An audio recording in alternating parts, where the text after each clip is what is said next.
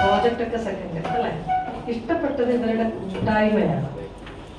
ഇവര് MD-യോട് കാണിക്കുന്ന അല്ലെങ്കിൽ ചെയർമാനോട് കാണിക്കുന്ന ആ ബന്ധങ്ങൾ, അദ്ദേഹത്തിന്റെ കരങ്ങളിൽ ഇവർ ഭയങ്കര സുരക്ഷിതരാണ് എന്നുള്ളത് ഓരോരുത്തരെയും. ഇപ്പൊ ഞാൻ അന്ന് കണ്ടു കഴിഞ്ഞ സമയത്ത് 2 പ്രോഗ്രാമിലാണ്, എനിക്ക് തോന്നുന്നു 1000 പേരടങ്ങുന്ന ഒരു വലിയൊരു പ്രോഗ്രാമായിരുന്നു. എല്ലാ ആൾക്കാരും ഒരേപോലെ സന്തോഷം, എല്ലാ ആൾക്കാരുടെ മുഖത്ത് ഹാപ്പിനെസ്.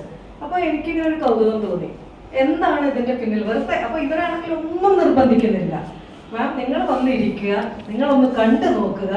എല്ലാവർക്കും ഇന്ന് ഒറ്റപ്പെട്ടു പോകുന്ന ഒരു അവസ്ഥയാണ് എല്ലാ കുടുംബത്തിലും കാണുന്നത്. അതിൽ നിന്ന് ഉള്ള ഒരു മാറ്റം അവരവൻ പിന്നെ അതൊന്ന് പറഞ്ഞു. അപ്പൊ ഞാൻ ഓർത്തു, ശരി ഒന്ന് വെറുതെ പോയി നോക്കാം. അങ്ങനെ പോയി. 2ാമത്തെ പ്രാവശ്യം ഇവർ പറഞ്ഞു, പറ്റുമെങ്കിൽ ഒരു ലിങ്ക് ഉണ്ട്, സൂം ലിങ്ക്, അതൊന്ന് 8 മണിക്ക്. 2 ദിവസമായിട്ടുള്ളൂ ഞാൻ സത്യത്തിൽ കയറാൻ തുടങ്ങിയിട്ട്. അപ്പം എന്നെ പറ്റിയിട്ട് ഒരു 2 മിനിറ്റ് ഞാൻ പറയാം. ഒന്ന്, ഇപ്പോഴത്തെ Karnataka finance secretary Jafar IAS സാറിന്റെ IAS അക്കാദമിന്റെ വൈസ് പ്രസിഡന്റ് ആണ് ഞാൻ. ജേർണലിസ്റ്റ് ആണ്. 2ാമത്തത് ഒരു 16ാമത്തെ വയസ്സിൽ കാലിക്കറ്റിലത്തെ ഫസ്റ്റ് കമ്പ്യൂട്ടർ സെന്ററുകളിൽ ഒന്ന് എൻ്റെതായിരുന്നു. 17 വർഷം വളരെ ഭംഗിയായ 17 വർഷവും എനിക്ക് അത് കണ്ടക്ട് ചെയ്യാൻ പറ്റി. ഇവിടുത്തെ ഒരു 45 ഓർഗനൈസേഷനിൽ എനിക്ക് ആ കമ്പ്യൂട്ടറിൻ്റെ, അതായത് നമ്മളെ പോലീസ് ഡിപ്പാർട്ട്മെന്റ്, സമദാനി അടക്കം നമ്മുടെ സ്റ്റുഡൻ്റ് ആയിരുന്നു. 16-17 വയസ്സ് എനിക്ക് MESന്റെ അങ്ങനെ ഒരുപാട് റെയിൽവേ സ്റ്റേഷൻ, പിന്നെ ഇൻകം ടാക്സ്, അത്തരത്തിൽ അങ്ങനെ ഒരു ഭാഗ്യം കിട്ടി. 500 ചില്ലാൻ കുട്ടികൾക്ക് ജോലി വാങ്ങിക്കൊടുക്കാൻ പറ്റി. ഇപ്പം ഞാൻ എത്തി നിൽക്കുന്നത് ഒരു വലിയൊരു ലക്ഷ്യമുണ്ട് എനിക്ക്. ആ ലക്ഷ്യം എന്താണെന്ന് പറഞ്ഞു കഴിഞ്ഞാൽ, നമ്മുടെ അന്യനാട്ടിൽ നിന്നാണ് സിവിൽ സർവീസിന്റെ ആളുകൾ വരുന്നത് എല്ലാം. അത് നമ്മൾ ഒരു കഴിഞ്ഞ പ്രാവശ്യം 35 പേര് നമ്മൾ എക്സാം എഴുതിപ്പിച്ചു. 15 പേര് പാസ്സാവുകയും 2 പേർക്ക് ഓൾ ഇന്ത്യ റാങ്ക് കിട്ടി. ഇതിന്റെ കൂടെ എന്തുകൊണ്ട് അപ്പൊ അതിൽ നിന്നൊക്കെ വ്യത്യസ്തമായിട്ട് ഇപ്പൊ ഈ കൂട്ടായ്മയിൽ ഞാൻ എന്തിനു വരണം? വന്നു നോക്കിയപ്പോ ഒരു വല്ലാത്തൊരു ബന്ധം, ഇവര് ഒരു ഊഷ്മളത എനിക്ക് ഭയങ്കരമായിട്ട് ഫീൽ ചെയ്തു. 1. 2, മറ്റുള്ളവരെ സഹായിക്കാൻ വേണ്ടിയിട്ട് MD ഒക്കെ ഏത് സമയവും ഇതില് ഭയങ്കര സന്നദ്ധമാണ്. ഇപ്പൊ ഞാനിപ്പം നിങ്ങൾക്ക് ആലോചിച്ചാൽ അറിയാം, ഇത്രയും വർഷത്തെ എൻ്റെ ഒരു എക്സ്പീരിയൻസ്. അത് കഴിഞ്ഞ് ജേർണലിസ്റ്റ് റസൂൽ പൂക്കുട്ടി എൻ്റെ ഒരു പാർട്ട്ണറാണ്. പുതിയൊരു പ്രോജക്റ്റ് ഉണ്ട്, അത് ജനറേഷൻ സ്റ്റോദർ എന്ന് പറയുന്ന. വീണ്ടും 4500-ലധികം കോളേജ് ഇന്നിപ്പോൾ എൻ്റെ കയ്യിലുണ്ട്. അതെങ്ങനെയാണെന്ന് പറഞ്ഞു കഴിഞ്ഞാൽ, അവിടെയൊക്കെ ഞങ്ങൾ എന്താ വെച്ചാൽ വാല്യൂസിനെ തിരികെ കൊണ്ടുവരികയാണ് റീൽസ് മോഡലിൽ.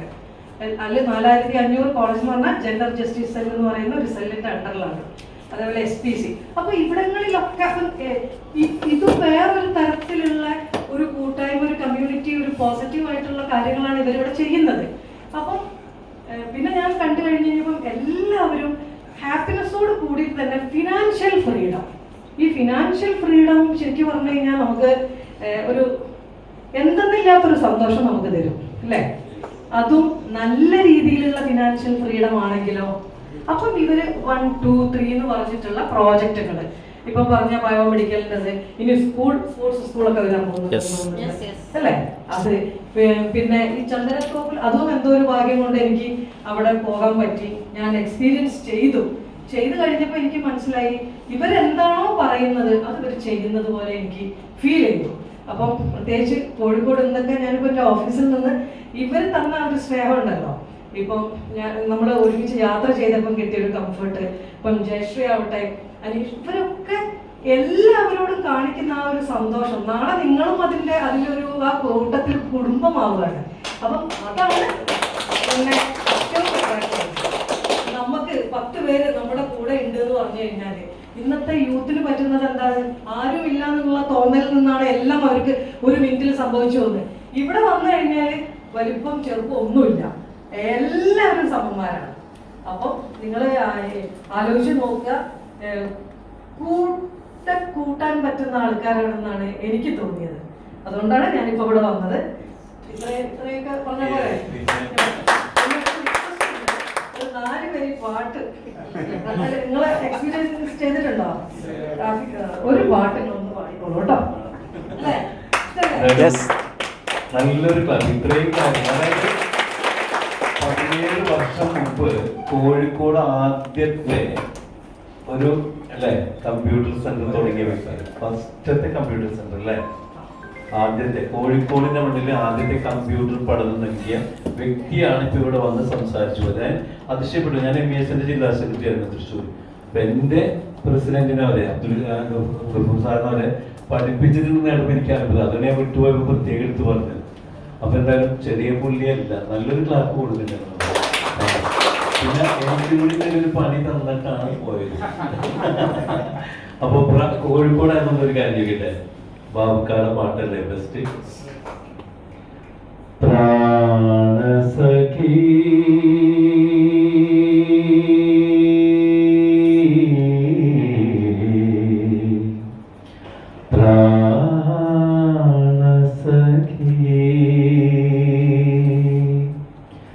പ്രാണസഖി ഞാൻ വെറുമൊരു പാമരനാം പാട്ടുകാരൻ ഗാനലോക വീതികളിൽ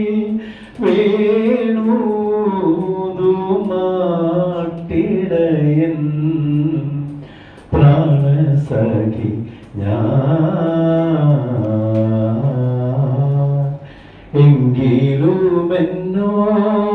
എങ്കിലുമെന്നോമലാൾക്ക് താമസിക്കാനിൻ കരളിൽ, എങ്കിലുമെന്നോമലാൾക്ക് താമസിക്കാനിൻ കരളിൽ തങ്കക്കിനാക്കൾ കൊണ്ടൊരു താജ്മഹൽ ഞാനുയർത്താം. മായാത്ത മധുരഗാന മാലിനിയുടെ കൽപ്പടവിൽ കാണാത്ത പൂങ്കുടിലിൽ കൺമണിയെ കൊണ്ടുപോകാം. കാണാത്ത പൂങ്കുടിലിൽ കൺമണിയെ കൊണ്ടുപോകാം. കയ്യടിക്കല്ലേ? ശ്രുതി നോക്കൂല, താളം നോക്കൂല, ലയം നോക്കൂല, ടെമ്പോ വരെ നോക്കൂല. നമ്മ ഒന്നിച്ച് പാടും. പാടൂലേ? കോഴിക്കോടാണ്. ഓക്കെ. പ്രാണസഖി ഞാൻ വെറുമൊരു പാമരനാം പാട്ടുകാരൻ ഗാനലോക വീഥികളിൽ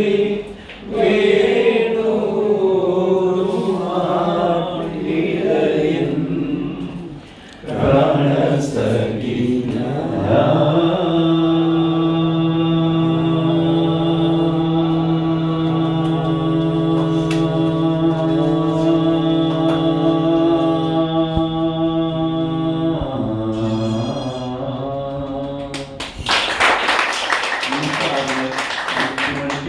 പറഞ്ഞതുകൊണ്ടാണ് ഞാൻ ഈ നീട്ടിൽ കുറച്ച് തരി കൊടുത്തുകൂടി. എന്തായാലും വളരെ സന്തോഷം.